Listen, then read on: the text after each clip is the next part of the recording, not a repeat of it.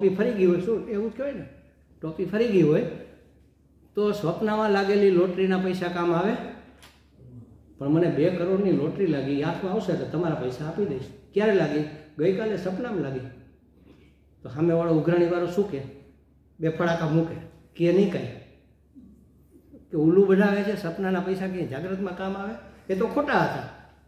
તો આ જગત ક્યાં સાચું છે? મહાત્મા આવું કે આ પણ સમષ્ટિનું સ્વપ્ન જ છે, પણ આપણા માટે આ 3 સત્તા છે. એટલે કહેવાનો અર્થ એ છે કે સ્વપ્ન સત્તામાં લાગેલી તરસ જાગ્રતના પાણીથી મટે નહીં. એવી રીતે કોઈ પણ જાતની પીડા હોય, જે સત્તામાં પીડા હોય એ સત્તામાં એનું નિવારણ થવું જોઈએ. હવે મને અત્યારે તકલીફો છે એ સપનામાં છે કે જાગ્રતમાં છે? એટલે વ્યવહાર સત્તામાં છે ને, તો ભગવાને પણ વ્યવહાર સત્તામાં અવતાર લેવો પડે તો મારું કષ્ટ દૂર કરી શકે. ભગવાન તો બધે જ વ્યાપ્ત છે, સર્વત્ર છે, પણ એ મને કામનો શું? એ ક્યારે મારા કામનું થાય? જ્યારે મારા લેવલે આવે ત્યારે. આપણે વાત થાય ને મારા લેવલે આવે એટલે વ્યવહાર સત્તામાં આવે. કૃષ્ણ ભગવાન જન્મ લે અને કંસને મારે, બધા રાક્ષસોનું નિકંદન કાઢે, રામ જન્મ લે ને તાડકા વધ કરે ને ફલાણાનો વધ કરે, એ ત્યારે એની પીડા દૂર થાય. તો કહે છે કે વ્યવહાર સત્તામાં જે પીડા અનુભવાય છે એ જ સત્તામાં એનો ઉપાય કરીએ તો એના દુઃખનું નિવારણ થાય. જ્યારે મનુષ્ય આ ભૌતિક સૃષ્ટિમાં ભૌતિક પદાર્થોના નિમિત્તે ભૌતિક રૂપે દુઃખી થતો હોય ત્યારે એ દુઃખના નિવારણ માટે ભગવાને પણ ભૌતિક રૂપે જ અવતરવું પડે. આપણને દેખાય એવું શરીર લઈને, ભલે એનું શરીર પંચમહાભૂતોનું બનેલું નથી, દિવ્ય છે, પણ આપણને તો એ દિવ્ય દેખાય ને, આપણને તો આપણા જેવું જ લાગે. આપણા જેવું જ લાગે. એને પરસેવો વળતો હોય, એને થાક લાગે, એને હાફ ચડે, અને કૃષ્ણ ભગવાનને દાવ દેવો પડે ને આવું બધું નથી હોતું. લીલાઓમાં આવે જ છે ને, એને બાંધી દે માં પેલા દોરડાથી, પેલા ઉખલ સાથે, ખાંડણીયા સાથે, અને રડતા હોય ને. અને એમાંય આપણે ડોંગરેજી મહારાજ જેવા મહાત્મા વર્ણન કરે, મોટી આંખો અને ખૂબ કાજળ આંજેલું માય, અને પછી સોટી લઈને પાછળ દોડ્યા ને આ બીકના મારે ભાગે છે, અને પછી રડે, બાંધી દે છે એટલે રડે છે, અને આમ આંખ લૂછે છે તો આંખનું કાજળ બધું ગાલે, કાળા થઈ ગયા. આમ આપણી સામે તાદ્રશ્ય આવે ને, એ ભલે કાજળ ભૌતિક છે, ભગવાન ભૌતિક નથી હો, એ દિવ્ય છે. દિવ્ય એટલે તેજ સ્વરૂપ છે, સઘન થયેલું તેજ. અત્યારે અગ્નિ આપણી અંદર આમાં છે જ, બધે અગ્નિ વ્યાપ્ત છે, પણ એ જ્યારે દિવાસળી સળગાવી ને ત્યારે એ સઘન થાય, ત્યારે આપણને દેખાય. ત્યાં સુધી એ દિવ્ય કહેવાય. પંચમહાભૂત જે મૂળ છે ને એ દિવ્ય છે, પણ એનું પછી પંચીકરણ થઈ અને સ્થૂલીકરણ થયું, અને એમાંથી પછી આખો સંસાર ઊભો થયો. તો એ ભગવાને ભૌતિક સૃષ્ટિમાં શેના નિમિત્તે આપણને દુઃખ આવે? ભૌતિક પદાર્થોના નિમિત્તે. ભૌતિક પદાર્થ એટલે કોઈ વ્યક્તિ મને દુઃખી કરે, કાં મને ઠેસ વાગે પથ્થરની તો પથ્થર મને દુઃખી કરે, કાં કોઈ મને છેતરી લે. જે કંઈ દુઃખ થવાનું એ ભૌતિક નિમિત્તથી જ થવાનું છે ને, અને એ દુઃખ ભૌતિક રૂપે ભગવાને આવીને દૂર કરવું પડે. આપણને ભગવાન આવવાની શું જરૂર? અહીંયાથી આમ ચપટી વગાડે તો ના બધું સંસાર સરસ થઈ જાય, પણ એમાંથી આપણને કાંઈ આપણે શીખીએ નહીં, એમાં આપણી કોઈ શ્રદ્ધા થાય નહીં. એટલે ભગવાન આપણને ઉદાહરણ પૂરું પાડવા માટે, આપણા સંસ્કારનું નિવારણ કરવા માટે, એનું શુદ્ધિકરણ કરવા માટે આ બધા ખેલ કરતા હોય છે, બધી લીલાઓ કરતા હોય છે. તો ભૌતિક રૂપે ભગવાનને અવતરવાની જરૂર પડે. દુઃખ ભલે ભૌતિક નિમિત્તથી આવતું હોય, સમજો, દુઃખ ભૌતિક નિમિત્તથી આવતું હોય કે દૈવિક નિમિત્તથી. દૈવિક એટલે આ વાવાઝોડું છે, સુનામી છે, ધરતીકંપ છે, આ દૈવિક નિમિત્તથી આ બધા. અને ભૌતિક નિમિત્ત એટલે આપણે અહીં બેઠા છે ને કોઈ ભૂર કરતું અહીંથી આમ નીકળે તો આપણને કાંઈ સંભળાય નહીં પછી, અથવા મચ્છર કરડે ને એ બધું આજુબાજુનું વાતાવરણમાંથી જે ડિસ્ટર્બ થાય એ ભૌતિક. આપણે કહીએ છીએ ને 3 જાતના દુઃખ છે, આદિ ભૌતિક, આધ્યાત્મિક અને આધિદૈવિક. બસ એ તો કે ભૌતિક નિમિત્તે દુઃખ હોય કે દૈવિક નિમિત્તે, પણ હોય ક્યાં? અધ્યાત્મ સ્થળે. દુઃખ થાય મને અધ્યાત્મમાં, એ ભૌતિક તરફથી એવું હોય કે દૈવિક એવું હોય, પણ થાય ક્યાં એની અસર? અહીંયા. એટલે ભગવાને શું કરવું પડે? અહીંયા દુઃખ દૂર કરવા માટે અહીંયા પ્રવેશ કરવો પડે. અહીંયાથી અટકાવવા માટે, એ નિમિત્તને દૂર કરવા માટે ભૌતિક રૂપે આવવું પડે. એ ભૌતિક રૂપે આવેલા ભગવાન અહીંયા જો વૃત્તિ રૂપે ઉત્પન્ન ન થાય તો મારું દુઃખ દૂર ન થાય. કૃષ્ણ ભગવાન હતા, સામે દુર્યોધન હતો. દુર્યોધનને ભગવદ વૃત્તિ થઈ જ નહીં. એના હૃદયમાં જો ભગવદ વૃત્તિ થઈ હોત તો એનો ઉદ્ધાર થઈ ગયો હોત. અને અર્જુનને થઈ, કુંતી માતાને થઈ, તો વૃત્તિ રૂપે ભગવાનને મારા હૃદયમાં અવતરવું પડે. એ વૃત્તિ રૂપે આવી અને આધ્યાત્મિક દુઃખને દૂર કરે અને ભૌતિક રૂપે આવીને દુઃખના નિમિત્તને દૂર કરે. જો આ અવતારના કેવા કારણો છે ને કેવી રીતે આ બધું ચાલે છે એ સમજવાનો આપણે પ્રયત્ન કરીએ. પકડાય છે વસ્તુ, પકડાય છે કે હજી વધારે સરળ કરવાની જરૂર છે? સમજાય છે ને? સમજી બરોબર ને? એટલે ભૌતિક રૂપે ભૌતિક નિમિત્તથી થતું દુઃખ પણ મને અધ્યાત્મમાં જ થાય છે, અંદર જ થાય છે. દુઃખ પીડા બહાર છે, શરીરમાં છે, દુઃખ અંદર. એટલે મેં પહેલાં એ ચોખવટ કરેલી, દુઃખ અંદર છે. એટલે એ વૃત્તિ રૂપે દુઃખ છે. અરે રે મરી ગયો રે, આજ તો હું લૂંટાઈ ગયો રે, આજ તો આટલું નુકસાન થઈ ગયું રે, અરે હવે મારું શું થશે રે, આ બધું દુઃખ. અને અહીંયા જે લવકે ને જે બળે ને જે ખટકે એ પીડા. તો એ પીડા કોઈ નિમિત્તથી હોય. એ નિમિત્ત દૂર કરવા માટે ભગવાન ભૌતિક રૂપે આવે. એ બાણ મારીને તાળકાનો વધ કરી નાખે, કારણ કે આ હવનમાં હાડકા નાખતી હતી એટલે એનો વધ કરી નાખ્યો ભૌતિક રૂપે. હવે મહારાજને પછી પેલું એક આમ તો જોક છે અત્યારના યુગનો, કહું તમને. અમુક આપણો સ્વભાવ એવો થઈ ગયો છે, બધાનો નહીં પણ આ તો બહેનોનો દાખલો છે એટલે માફ કરજો. એક ભાઈ પોતાના શ્રીમતીજીને લઈને ઋષિકેશ જતા હતા. આપણા આશ્રમમાં શિબિર હતું એટલે બેન જરા કાઠું કાઢેલા, જરા માથા ભારે ન કહેવાય પણ એવા. મને તરસ લાગી છે, કહું છું તમને ક્યારની પાણી મને ક્યાંક ખીલાવી આપો ને. તો કે હમણાં જો સ્ટેશન આવે ને ટ્રેન ઊભી રહી એટલે હું આવું કામ પેલા બોટલવાળો આવશે તો આપણે લઈ લેશું. અરે પણ તમે જુઓ તો ખરા આજુબાજુના ડબ્બામાં ક્યાંક આટા મારતો હશે ભાઈ, જોઈએ હવે ક્યાંય પેલું પાણીવાળો ન મળે.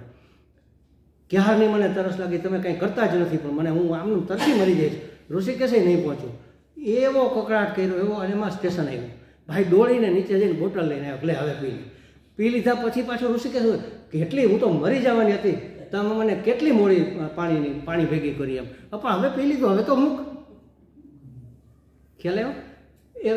એનું આધ્યાત્મિક દુઃખ દૂર ન થયું, ભૌતિક રૂપે દૂર થઈ ગયું દૂર, પણ મનમાંથી હજી ઓલો ડંખ જતો નથી કે મને કેટલું મોડું પાણી મળ્યું. ખ્યાલ આવ્યો? એ એટલા માટે આ ઉદાહરણ આપ્યું મેં. એટલે કહેવાનો અર્થ એ છે કે ભગવાન ભૌતિક સ્વરૂપે અવતાર લઈને ભૌતિક નિમિત્તને દૂર કરે અને વૃત્તિ રૂપે મારા હૃદયમાં વૃત્યારૂઢ ચૈતન્ય, આવો આપણો વેદાંતનો એક શબ્દ છે, વૃત્તિ ઉપર આરૂઢ થયેલું ચૈતન્ય, એ મારા અજ્ઞાનને દૂર કરે, એ મારી પીડાને દૂર કરે. આપણને એમ થાય કે હવે કોઈ મારા વાળ ખેંચે તો મને દુઃખ થાય કે નહીં. કોઈ મને, અમારા સ્વામીજી ઉદાહરણ આપે, કોઈ મને માથામાં ટપલી મારીને આમ જતું રહેતો, કઈ કોણ છે, શું કામ આવું કરે, મને અપમાન લાગે કે નહીં, એમ આઘાત લાગે ને. પણ મારું બાળક રમતું રમતું આવી મારા ખભે બેસીને પછી આમ કરતું હોય તો મજા આવે ને મજા. બધા દાદાઓને ખબર હશે, મજા આવે. એટલે એક જ વસ્તુ એક વખત મજા આપે છે અને એક વખત પીડા આપે છે. તો ખરેખર પીડા કે મજા ક્યાં છે? અધ્યાત્મ સ્તરે. એટલે મારી વૃત્તિમાં ભગવાને આરૂઢ થવું પડે. અનંત ચૈતન્ય વૃત્યારૂઢ થાય ત્યારે મારું અજ્ઞાન દૂર થાય, ત્યારે મારું દુઃખ દૂર થાય, ત્યારે મારું અજ્ઞાન દૂર થાય, ત્યારે મારો ભ્રમ દૂર થાય. ટૂંકમાં તમામ સમસ્યાઓનું સમાધાન ત્યારે થાય કે જ્યારે ભગવાન વૃત્યારૂઢ થાય, મારા હૃદયમાં રહેલી વૃત્તિ સ્વરૂપે પ્રગટ થાય. એ પણ વૃત્તિ અવતાર જ કહેવાય ને, એ પણ ભગવાનનો અવતાર જ છે. અવતાર ભગવાન ક્યાંય બહારથી આવ્યા હતા જ અંદર, પણ આપણે એને ઓળખી નહોતા શકતા, હવે પ્રગટ થયા. જો ભગવાન અવતાર આવે છે કે ભગવાન પ્રગટ થાય એવું આપણે કહીએ છીએ. તો હોય પ્રગટ થાય ને, ન હોય તો આવે. હોય પ્રગટ થાય, રૂમાલ ઢાંકેલો પછી હું આમ અનાવરણ કરું, આવૃત્ત હટાવી લો એટલે નીચે જે વસ્તુ હોય પ્રગટ થાય. એમ વૃત્તિ સ્વરૂપે ભગવાન મારી અંદર પ્રગટ થવા જોઈએ. તો આધ્યાત્મ સ્તરે વૃત્તિ રૂપે ભગવાન આવીને આપણા દુઃખોનું નિવારણ કરે. હૃદયમાં વૃત્યારૂપ આરૂઢ ભગવાન દુઃખાભિમાનનું નિવારણ કરે. જો દુઃખનું એટલે દુઃખ તો છે જ નહીં, ખરેખર દુઃખનું અભિમાન છે. અભિમાન શબ્દ સમજવા જેવો છે. અભિતઃ માન, અભિ એટલે પાછળ પાછળ ચાલીને, દુઃખની પાછળ પાછળ ચાલીને આપણે માન એટલે માપવું, માપી લીધું કે હું આટલો દુઃખી, કે હું આટલો સુખી, કે હું આવો, કે હું તેવો, એનું નામ અભિમાન. હું દુઃખી છું એ અભિમાન, અરે હું તો મરી ગયો રે, આ અભિમાન છે. મરી જવાનું અભિમાન છે. અરે હું તો દુઃખી થઈ ગયો, એ દુઃખી થવાનું અભિમાન છે. અરે મને આજે બહુ મજા આવી ગઈ, આ મજા થવાનું અભિમાન છે. આપણે મજાને માપી લીધી, આટલી આજે બહુ મજા આવી. કોઈ પૂછે કેટલી આવી, 100 ગ્રામ કે 200 ગ્રામ, તો આપણે બતાવી શકીએ? લાલ, પીળી, કેસરી, આટલી લાંબી, ટૂંકી, પહોળી નહીં. માની લીધેલી વસ્તુ હોય, એ ભાવવાચક છે. એ ભાવ હૃદયમાં હોય ને, એ વૃત્તિ સ્વરૂપે હોય. તો કહે છે કે એ વૃત્યારૂઢ ભગવાન દુઃખાભિમાનને દૂર કરે અને બહાર અવતાર લીધેલા ભગવાન ભૌતિક નિમિત્તનો ધ્વંસ કરે, અને ત્યારે આપણી સમસ્યાનું સમાધાન થાય.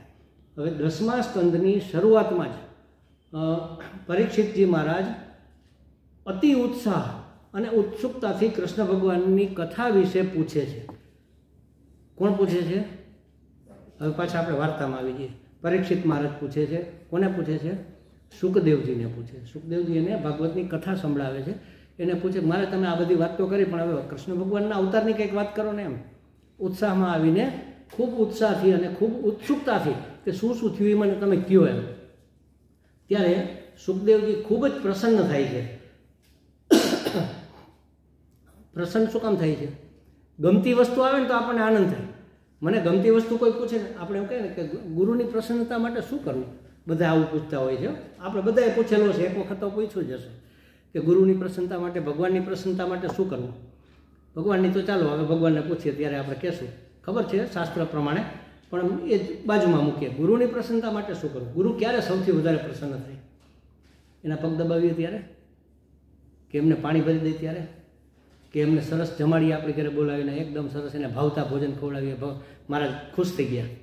એ ખુશી અને પ્રસન્નતા બે જુદી વસ્તુ છે. ખુશી તો ખાવાથી પીવાથી ઇન્દ્રિયોના ભોગથી થાય, પણ આનંદ, પ્રસન્નતા એટલે આનંદ. એ આનંદ ખૂબ ખુશ ક્યારે થાય? જ્યારે એ જે કહે છે એ પ્રમાણે કરીએ ત્યારે, એટલે એના ઉપદેશનું અનુસરણ કરીએ ત્યારે એને ખુશી થાય. તમારે કોઈ પણ મહાત્માને પ્રસન્ન કરવા હોય તો એ જે કહે છે એમ કરી બતાવો, એટલે એટલા બધા પ્રસન્ન થાય કે અરે વાહ, આ મારો દીકરો બરોબર છે જો. અને એને ગમતી વાત તમે પૂછો ને, એટલા બધા રાજી થાય. તમે સાધના વિશે આપણે એમ થાય કે આવું આવું શું પૂછવાનું, પણ બધું પૂછાય. આપણા ગુરુજનોને બધું જ પૂછાય.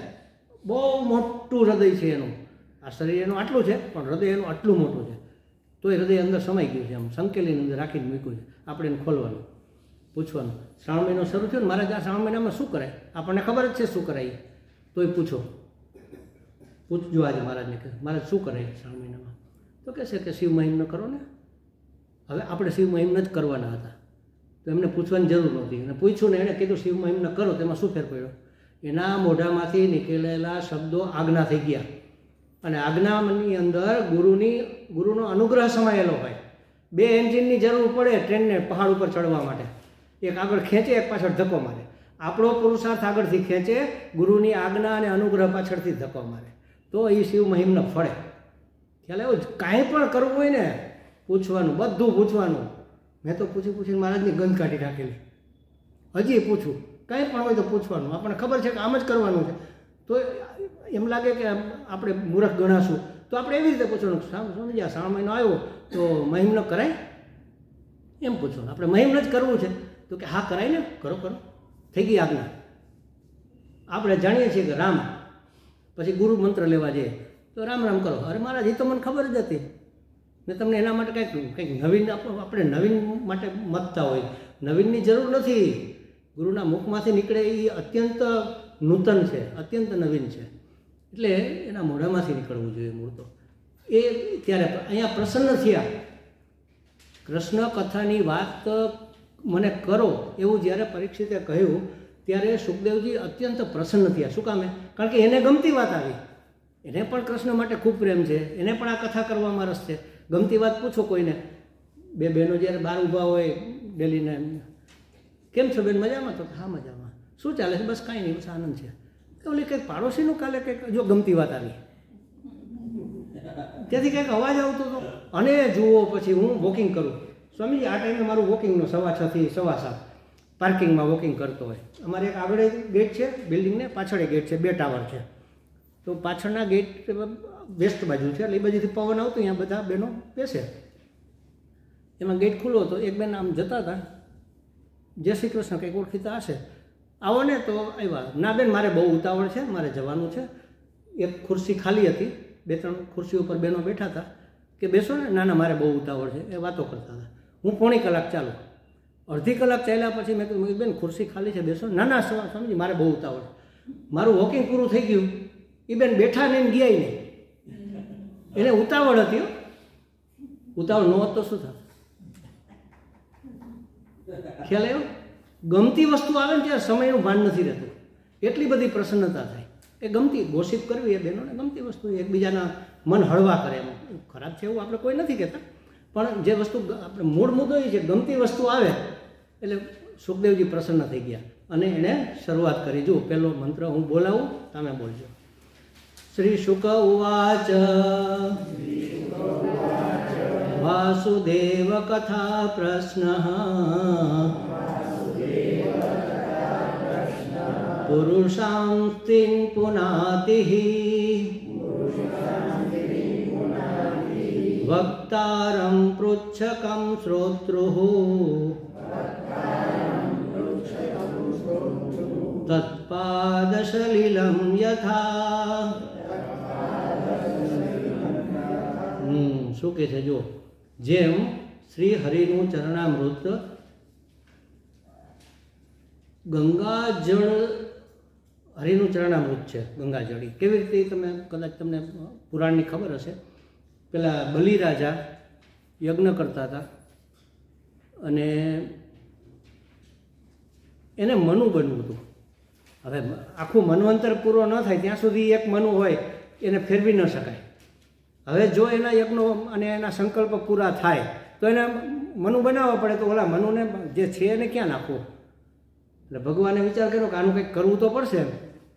એટલે બટુક અવતાર લઈ અને એની પાસે ત્રણ ડગલા, પણ શું માંગ્યું? 3 ડગલા જગ્યા માગી. જમીન માગી હોત તો પૃથ્વી જ માપત ને, સ્વર્ગ માગ્યું નહોતું, શું કામ માપે? 3 ડગલા જગ્યા આપો મને એમ. એટલે કે 3 ડગલામાં શું થાય, તું તાર લઈ લે ને, જોઈએ એટલું એમ. તો કે એમની સંકલ્પ કરો, સંકલ્પ કરે એટલે પછી ફરાય નહીં. એને યજ્ઞમાં બેઠા હોય ત્યારે તો બિલકુલ, અને એને સંકલ્પ કરાવ્યો. આવડાક બટુક હતા અને લેવાનું થયું ત્યારે વિક્રમ વિરાટ થઈ ગયા. એક પગ પહેલાં પાછળ હટાડ્યો એટલે નીચે પાતાળ સુધી પહોંચી ગયા. બીજો પગ આમ ઊંચો કર્યો તો ભૂહુ ભુવઃ સ્વઃ મહ જનઃ તપઃલોક, બ્રહ્મલોક સુધી પહોંચ્યા. બ્રહ્માજી ઉત્કૃષ્ટ કમળ ઉપર બેઠા હતા, પોતાના કમલાસન ઉપર સૌથી ઊંચા, અને બાકીનો લોક આખો આમ નીચે હતો. એની સામે ભગવાનનો પગ આમ આવ્યો. અરે આ તો મારા નારાયણનો પગ. એણે તરત પગ ધોયા, ભગવાનનો પગ ધોયો, અને એમાંથી જે જળ નીકળ્યું એ ગંગાજી. એ ગંગાજીએ બધા લોકને પવિત્ર કરતાં કરતાં પછી ધરતી ઉપર એનું ઉત્તરાયણ કરવામાં આવ્યું ધરતીને, અને ધરતીમાંથી પછી ક્યાં ગઈ?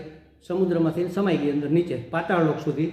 3 લોકને, તો લોક ઘણા છે, 14 લોક છે, પણ 3 એટલે ઉર્ધ્વલોક, અધોલોક અને ઇહલોક, આવી રીતે 3 ભાગ કરી નાખ્યા. ઉર્ધ્વલોકમાં ભુવા સ્વાહા મહાજન તપ બધું આવી ગયું, અને અધોલોકમાં પાતાળ સુધીના બધા લોક આવી ગયા 7, અને આ પૃથ્વીલોક.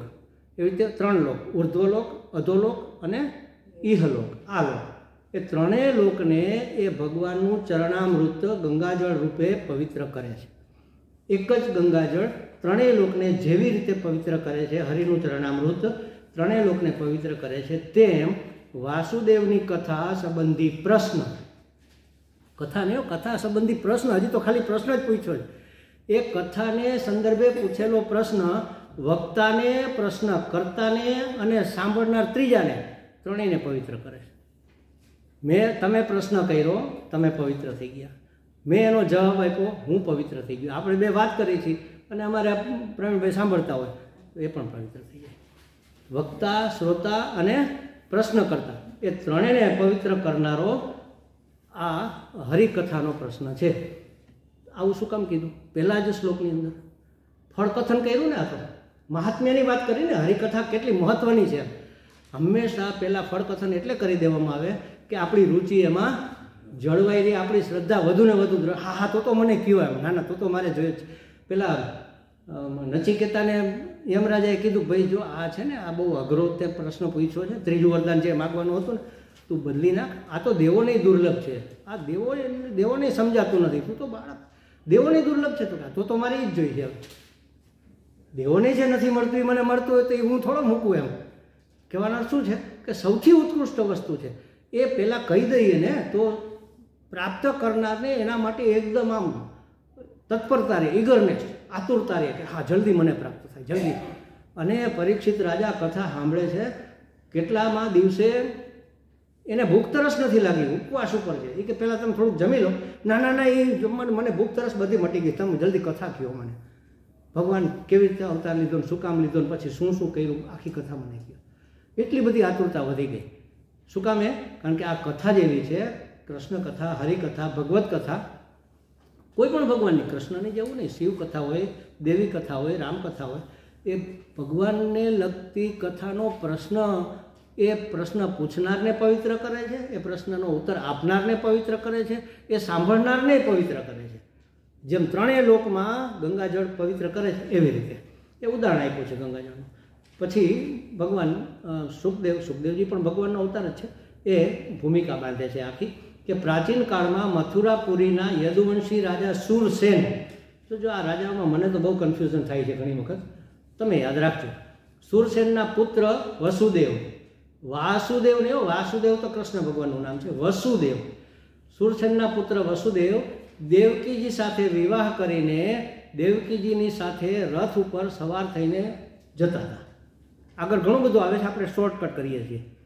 કથાઓ, વાર્તાઓ અને વર્ણનમાં આપણે પડવાના નથી. આપણને તો જે સમજણ માટેની વસ્તુ છે, જે જ્ઞાન માટેની, એની ચર્ચા કરીશું કે જે મારા જીવનમાં ઉપયોગી થાય. ભાગવત કથા એકવાર સાંભળી અને પરીક્ષિત રાજા મુક્ત થઈ ગયા. આપણે કેટલી વાર સાંભળી છે? કેમ મુક્ત નથી થતા? તો એવું એનું પણ ઉદાહરણ આવે છે. ભાઈ આ ધુંધુકારી મુક્ત થઈ ગયો ને બાકીના બધા કેમ ન થયા? તો કે એણે ચિંતન નથી કર્યું. તો આપણે ચિંતન કરીએ ને તો થઈ જાય મુક્ત.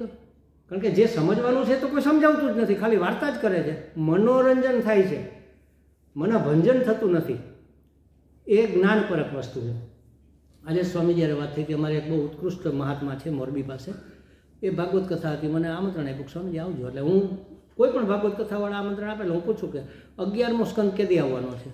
તેથી હું આવું, એક દિવસ પૂરતો આવીશ. 11મો સ્કંદ છે એ જ્ઞાનપરક છે, મુક્તિ સ્કંદ છે. નવયોગેશ્વરોની વાત ને એ બધું એમાં એની અંદર આવે છે. એટલે એણે મને કીધું કે આ દિવસે આવશે. મેં કીધું સારું. એટલે હું ગયો. 10મા સ્કંદની સમાપન ચાલતું જ. મેં કીધું હમણાં આવશે. 11મો સ્કંદ આવ્યો. 11મા સ્કંદની વાત શરૂ થઈ, હું આમ ટટાર થઈ ગયો કે હા હવે આપણા કામની વાત આવી. સાહેબ 12 મિનિટમાં 11મો સ્કંદ પૂરો કરી દીધો. હવે એના ઉપર અખંડાનંદજી મહારાજે 1200 પાનાનું પુસ્તક લખ્યું છે. તો એમ કહે છે કે હજી અમારે જેટલું કહેવું તો એ તો બાકી જ રહી ગયું છે. એ 12 મિનિટમાં કેવી રીતે થાય? એટલે એ વાત તો કોઈ કરતા જ નથી. આજે આપણે આ ભણશું ને, આ તમે ક્યાંય નહીં સાંભળ્યું હોય. એટલે સાંભળ્યું હોય, હું એવું દાવો નથી કરતો, પણ આવી રીતે કોઈ કહેતું જ નથી ને.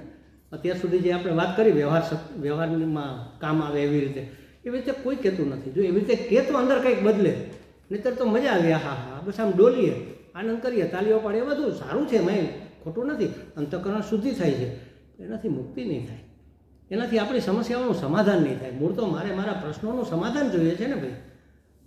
આ ઘડીક વાર પૂરતું પેન કિલર આપી દીધી, કથા બેઠા ત્યાં સુધી મજા આવી, પાછા એ ના ઘેરે જાય તો એની રામાયણ હોય. પણ જો સમજણ હોય ને તો રામાયણ એની હશે પણ અસર બદલી જશે. ખ્યાલ આવ્યો? તમે સૃષ્ટિને નહીં બદલી શકો, દ્રષ્ટિ બદલી જશે, અને દ્રષ્ટિ બદલે એટલે સૃષ્ટિની અસર બદલી ગઈ. તો એ દ્રષ્ટિ બદલવાનું કામ આ જ્ઞાન કરે છે. તો કહે છે કે એ વખતે યદુવંશી રાજા સુરસેનના પુત્ર વસુદેવ દેવકીજી સાથે લગ્ન કરીને રથ ઉપર જતા હતા. ત્યારે રાજા ઉગ્રસેનના પુત્ર કંસ, એ દેવકીના કાકા બાપાના ભાઈ હતા. એ દેવકી એનાથી નાની હતી. એને પ્રસન્ન કરવા માટે એ રથનો સારથી બને છે કે લાવો હું રથ લાવું એમ. અમે નાના હતા, ગામડે રહેતા ને ત્યારે મને યાદ છે, મારા એક અંકલ, મારા કાકા, આમ એકદમ પાવરફુલ, જુવાની બરાબર.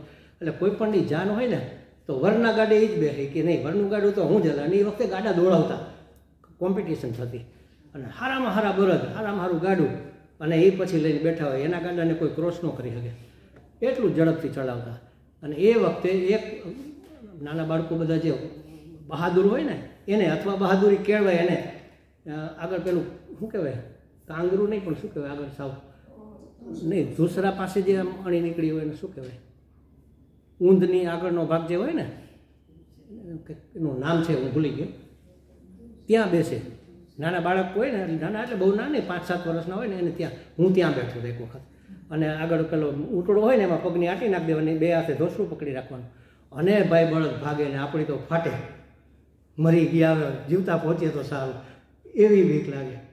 એટલે કહેવાનો અર્થ એ છે કે એ બધા પોતાની વીરતાઓ આવી છે. એટલે જે રાસ લઈને હલાવતા હોય ને, લાવ બેનને કહે તારો રથ હું હલાવીશ એમ, સારથી બન્યા એટલે એ હાંકવાવાળા બન્યા. શું કામે? બેનને પ્રસન્ન કરવા માટે. મારા કાકા શું કામ આવું કરતા? પેલો વરરાજો પ્રસન્ન થાય, કારણ કે એનો ભાઈબંધ હોય ને, જુવાનિયા ભાઈબંધ હોય ને બધા, કે જો તારું ગાડું મેં જલાવ્યું સૌથી પહેલાં પહોંચી ગયા ને આપણે, બધાને પાછળ રાખી દીધા એમ. એટલે બેનને પ્રસન્ન કરવા માટે સારથી બહેનો તો એ જ વખતે બરોબર આકાશવાણી થઈ.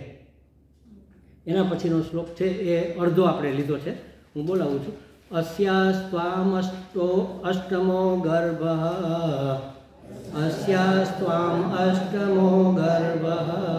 હંતાયામ વહસે બુધ. આપણે સેને જરાક લંબાવીએ ને તો એમાં અનુગ્રહ જે મૂકેલો છે ને એનો અ આવી જાય. હંતાયામ વહસે બુધ. બુદ્ધ એટલે એમાં અબુધ એવું છે, અનો અનુગ્રહ થઈ ગયો છે. આમ યસ છે ને એને અનુગ્રહ કહેવાય. અબુધ એટલે મૂર્ખ, આપણે જેને બેવકૂફ કહીએ છીએ. એટલે કંસને આકાશવાણી સંભળાય છે કે મૂર્ખ, બેવકૂફ, તું જેને લઈને જઈ રહ્યો છે એનો 8મો ગર્ભ, એનું 8મું સંતાન તને મારશે.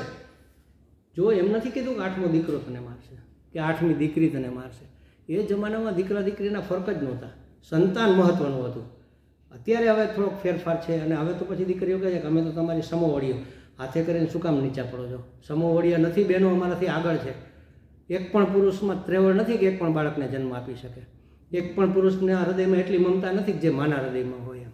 આટલી નાની બાળકી હોય ને અને એની મમ્મી બહારગામ ગઈ હોય ને તો પપ્પા માટે એ મમ્મી બની જાય, મમ્મીની દાદી બની જાય. પપ્પા જમી લો, મમ્મીએ કીધું છે 12 વાગે જમી જ લેવાનું, તમને ડાયાબિટીસ છે, બેસ જાઓ. હું થોડી વાર ના બેસ જાઓ, કાન પકડીને પપ્પાને બેસાડે. એ માં, એની અંદર માં જીવતી હોય છે. એટલે 2 ડગલા આગળ છે, સ્ત્રી પુરુષથી 2 ડગલા ખરેખર આગળ છે. પણ એના રક્ષણ માટે અમુક નિયમો બનાવેલા છે કે એનું સંરક્ષણ થાય એટલા માટે.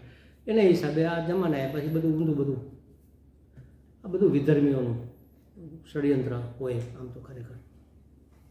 એટલે આકાશવાણી થઈ કે તું જેને લઈને જઈ રહ્યો છે એનું 8મું સંતાન તને, ગર્ભ એટલે સંતાન, એનું 8મું સંતાન તને મારશે. આ આકાશવાણી સાંભળી અને કંસે તો તલવાર કાઢી, દેવકીનો ચોટલો પકડી અને મારવા માટે તલવાર ઉગામી. એટલી વારમાં જુઓ, હજી તો બેનને પ્રસન્ન કરવા માટે ફૂલ જ હતો, અને આકાશવાણી સાંભળી એટલે તરત મારવા માટે તત્પર થઈ ગયો, તલવાર ઉગામી મ્યાનમાંથી કાઢીને સીધી વાળ પકડીને. એટલે એક તો એક ક્રૂર તો હતો જ, સમજી લ્યો. હવે જ્યારે આ રથ જતો હોય ત્યારે એકાંત હોય. નરેન્દ્ર મોદી અમેરિકા જાય ત્યારે એકલા જઈને પહોંચી જાય. 2 બાજુ લોકો કેટલા બધા ઊભા હોય ને, એને શું કે પેલું સરઘસ કાઢે, શું કે ને, હા પ્રોસેશન પણ પેલું હા રોડ શો કરે ને. એટલે એમાંય આ રાજકુમારીના લગ્ન થયા હોય, રોડ શો નહીં હોય. કેટલા બધા લોકો હશે ને, એના મંત્રીઓ, એના કર્મચારીઓ પણ હશે, થોડા વ્યવસ્થા માટે સૈનિકો ઊભા હશે. અને એવામાં એ આટલો પ્રસન્ન હતો, એને પ્રસન્ન કરવા માટે ઓછો થતો હતો, અને અચાનક વાળ પકડીને આમ તલવાર ઉગામે. ક્રૂર તો હતો જ, હવે નિર્લજ પણ થઈ ગયો. એને શરમ નહીં આવી હોય કે આ બધાની વચ્ચે હું આને મારવા કેવી રીતે, હાલો ને ઘરે પહોંચીને કંઈક રસ્તો કરશું એમ. પણ નહીં, અહીંયા તરત તલવાર કાઢી એમ. એટલે કહે છે કે ક્રૂર તો હતો જ, પણ આ પાપ કર્મો કરીને એ નિર્લજ પણ થઈ ગયો હતો. એટલે વાસુદેવજીએ જોયું, આપણે એમ કહે ને, જો હું ઘણી વખત આવી રીતે કહું છું, જો તમે જુઓ જ છો ને તો પછી જોવો એમ કહેવાની શું જરૂર?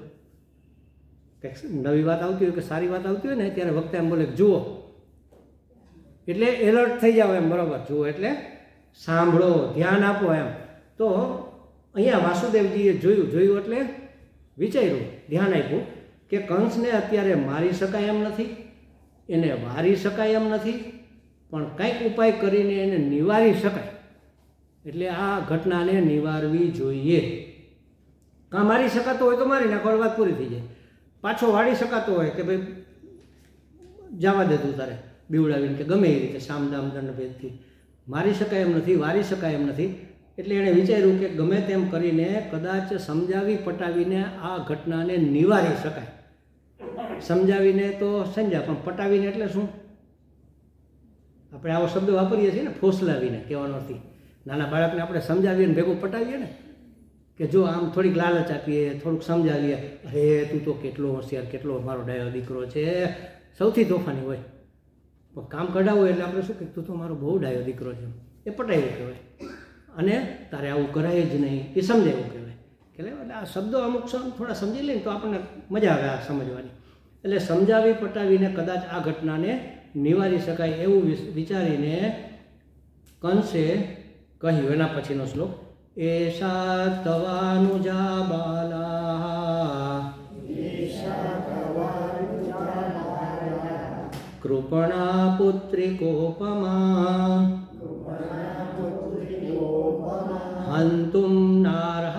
હંતુમ નાર્હસી કલ્યાણીમ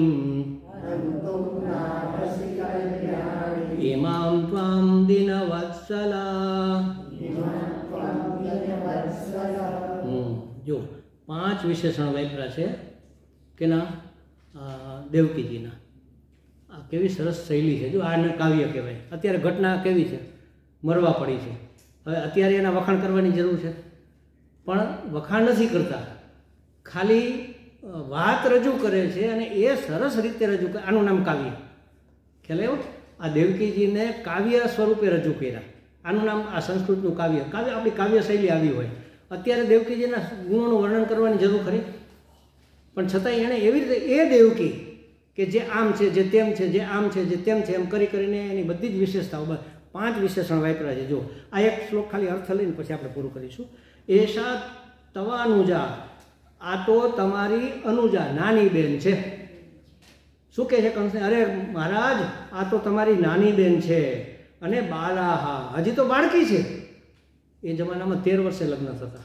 એનાથી પણ નાનાથી હશે, પણ વડાવતા 12-13 વર્ષે. એટલે 13 વર્ષનું તો બાળક જ કહેવાય ને. હવે 6 ને 5 7 ને 5 12, 6ઠા હાથમાં ભણતું હોય છોકરું. એટલે 6ઠા હાથમાં ભણતું હોય એ કેવડું કહેવાય? બાળક જ કહેવાય ને. તો કહે છે કે આ તમારી નાની બેન છે અને હજુ તો બાળકી છે.